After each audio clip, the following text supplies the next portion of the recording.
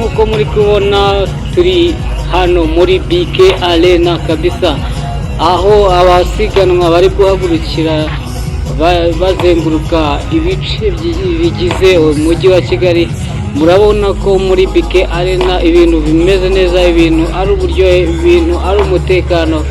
Hano muri BK Arena 2:58 kabisa, abasiganwa bari kuzenguruka hano Kigali, uzamutse kwa ba Minyoni no kwa ba Mutwe hose ukazenguruka. Urabona ko igare rimeze neza, abantu bose barishimye, abazungu baje gukurikirana iby'amagare. Kigali irakeye, imeze neza, irasa neza.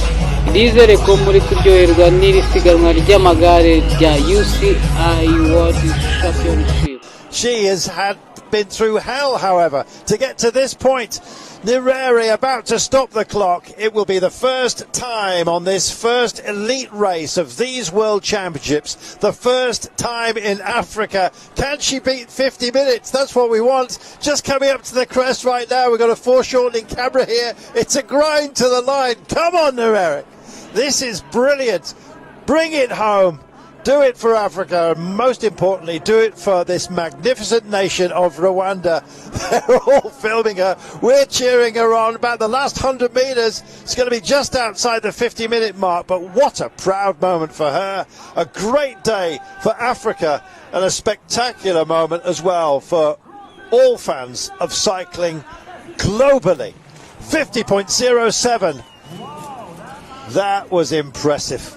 What a moment for Nyerere, and this rider will now go into the hot seat. She started off all smiles, looking quite measured and relaxed, but then gritted teeth all the way to the line there. This is huge for her.